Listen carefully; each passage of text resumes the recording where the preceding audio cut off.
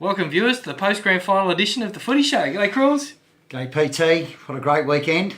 Was a good weekend. Yeah, absolutely. 4 good games of footy, 4 good results. Big day, great day. Absolutely, yeah. The weather was as good as you could expect, really, or hope for, as we sort of indicated it might have been. It's light breezes, pretty warm.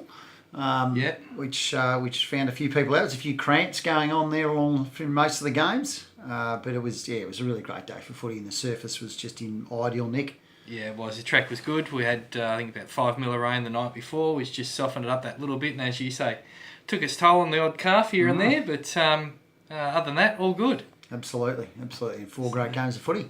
Yeah, so we kicked off the day with the under-17s. New age group this year, so I guess first time for an under-17 premiership in a long time. Port Macquarie up against Coffs Breakers. We didn't quite get the nail biter that we'd seen 2 weeks before between these two, but still it was a really good brand of footy from both teams. Our regional manager Simon Smythe was here, and Smythe kept saying, well, this is really good footy. I'm really enjoying watching this. Yeah, the Breakers jumped out to a couple of goal lead early on, and then Port dominated the rest of the half from there. Sort of neck and neck for goals in the third quarter from memory, and I still rated the Breakers a chance at 3/4 time. But I thought that having a bench, because Port didn't have a bench, and if they could just sort of get a bit of momentum, but they just didn't manage to, and then Port ran away reasonably comfortably in the end. Yeah, I think it was something like about 4.5 goals or a couple of minutes out from 3/4 time, and then Port kicked the last one of that third quarter, which was probably a bit of a nail in the coffin for the Breakers. And then I think last quarter, it was something like 7 goals to none for Port. So they just they ran it out really, really well. Young Ed Smith from Port Macquarie, best on ground, Nathan Harris medal, and very well deserved.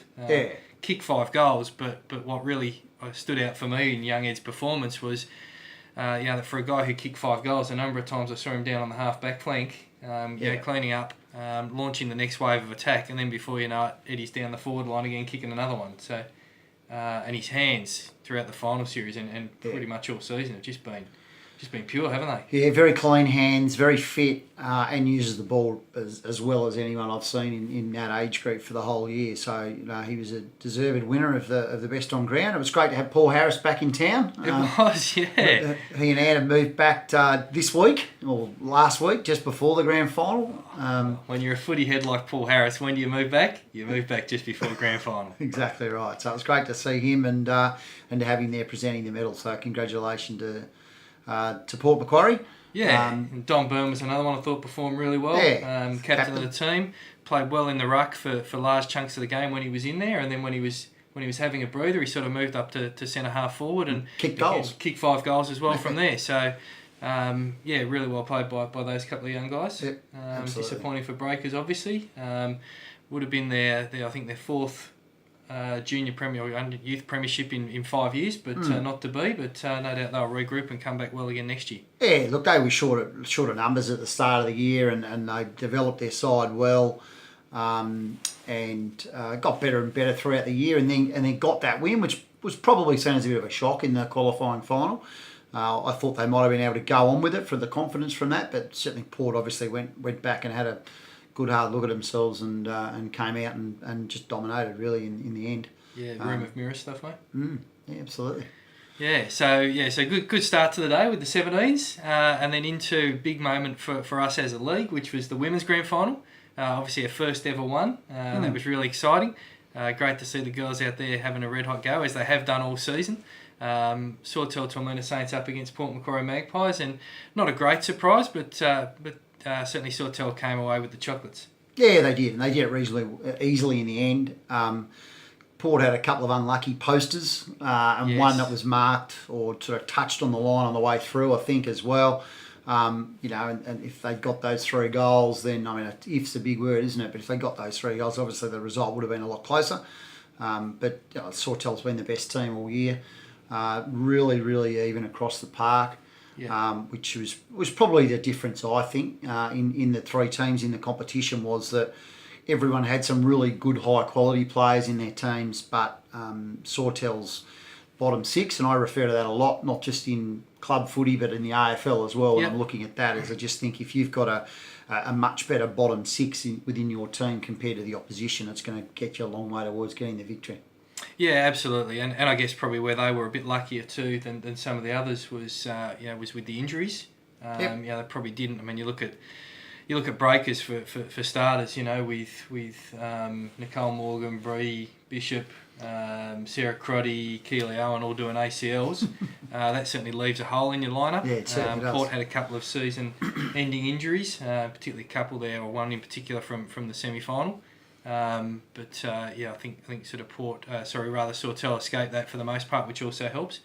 But like you say, I mean, for me, a couple of really important moments. I think first quarter, for Port, Anisha Burns took a strong mark at centre half forward there, probably about 35 metres out, gave her no chance, and then she absolutely roosted one, which just got a touch on the line. And even at that early stage, it sounds silly to say, turning point, but had Port have got an early goal, what that would have done for their confidence and boosted them on. And then, like you said, I mean, later in the game, Amy Fu, I know, hit the post once. But still, full credit to Sawtell, got the job done. And certainly, Kira Bassett, full forward there, 3 goals for the game, which is probably roughly somewhere around about her average for the match. And when you're talking women's footy, low-scoring affairs, to have someone that you can bank on who's going to kick 3 goals for you every game, that's a really real luxury to have, isn't it? Yeah, look, she only might get 5 or 6 kicks for a game from time to time, but she'll kick you 3 or 4 goals, and that is certainly high quality to have. I thought Casey Wikalotu was fantastic, as she has been all year. Tenacity on the ball's outstanding. And Alani Eddy was another one that I thought was really good for the Saints. Absolutely. Alani had a ripper of a game. Her use of the ball is probably the best in the comp, to be honest. Yes. And she's a real talent, that's for sure. But not hard to see why she's played state footy. Absolutely. But Cambridge McCormack for Port Macquarie was unbelievable. Outstanding. Yeah. So congratulations for Cambridge for getting the Best on Ground award in the inaugural Women's Premiership Grand Final. She was terrific, as she has been at every game she's played through the year. Thoroughly deserved. Yeah, not often someone from a losing team does get the nod for Best on Ground, so that's a real credit to Cambridge and what an outstanding match she played. Britt Hargraves did say to me after the game that if Cambridge had just tried a little bit harder, they probably would have won. But I thought that was unfair of Britt. Yeah. And look, a big thanks, I suppose, to Mark Taylor and also to Mel Hunt and to Brad Geary and all the crew that they had with them. To get the women's teams up and going, it was a leap of faith to an extent from the clubs. And it was just great to see the clubs get on board with the women's footy like we wanted them to, and we had a great first season. Yeah, and I think the clubs, like you say, credit to them, but I think also the clubs have realised pretty early in the piece that they've been repaid in spades, because what the women have brought to the table has been fantastic. Yeah, so everybody's loved having the women involved, and really looking forward to seeing it kick on and go bigger and better in 2019. Absolutely. Grafton, a big chance. You mentioned Britt. Britt's moved up to Grafton. New captain coach. Yeah, she's talking pre-season already for the Tigers. So, I think she's talking a little bit more than pre-season than she may. She might have said something about going to win the flag or something, but she might be getting confused with the Richmond Tigers, mate. You don't know. Anyway, moving on. Rezzies. Yeah, Rezzies was a great game of footy. I had the privilege of umpiring that one. It was getting very warm then. They had 3 trainee umpires out there to start, Crawley, Bellamy and Rocket McPherson. Yes. We had the training tops on, which was a bit of a gag. Fair few games there amongst the 3 of us, particularly those other 2. They've done heaps, I think, like 300 each or something, I believe, yeah. Yeah, so I've probably not even done 100. But anyway, it was a good game of footy. Conditions were good. The skills were really good for Rezzies footy, I thought, and the ball was whipping up and back from end to end. Physical contest, but kept within check for the whole game, which was great, because you expected in a grand final for it to be physical. Yeah.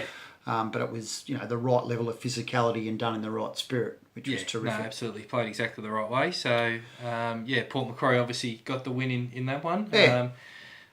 Reasonably close at the half. A little bit more of a lead for Port Macquarie by 3/4 time, and then they really sort of got the job done the last quarter. So, good effort by Breakers to stick it with them for as long as they did, but just couldn't quite get there in the end. Luke Boxall, best on ground for Port Macquarie. Clearly, he was very, very good. He'd have a perforated eardrum from getting up so high going for that specky. I was umpiring at the time, and I'm sure my jaw was like this. He was very, very high and got the hands to it, the whole thing. Just, I think he might have got a bit excited. He was up so high and just spilt the chockies. But anyway. Frequent fight box. He loves to get up there. He does love to take a hang of it. Bryce Hayward was very good as well. Kicked a couple, dished a couple off. Yeah, absolutely. Isaac King was good, running off the halfback line was there. I mean, that's Port majestically working the numbers of games to get those blokes playing, really, because they're all, in a sense, they're probably senior footballers. But that they qualified by the letter of the law and therefore able to play. So good luck to them. Oh, and Kingy having a decided date of birth advantage too over a lot of the other Rezzies players. Yes, that does help, doesn't it? Yeah. A lot of blokes saying what they would do if they could ever get their hands on him, but just couldn't. Exactly right. But no, good, real quality game and real positive for reserve grade. Yeah, absolutely. Real good advertisement for Rezzy. So, and then made obviously into the main event. So seniors, Sawtell and Breakers facing off. Third successive year those two have played. One apiece the last 2 years. Breakers are reigning premiers and certainly came out of the blocks as you would expect the reigning premiers and first team into the grand final to do so. Had a great first half. And then something happened at half time. Yeah, the qualifying final winner curse, you called it last week, I believe, mate, and it's continued. So each of the premiers of the last 3 years have had to play in the preliminary final and win their way through, which is really interesting.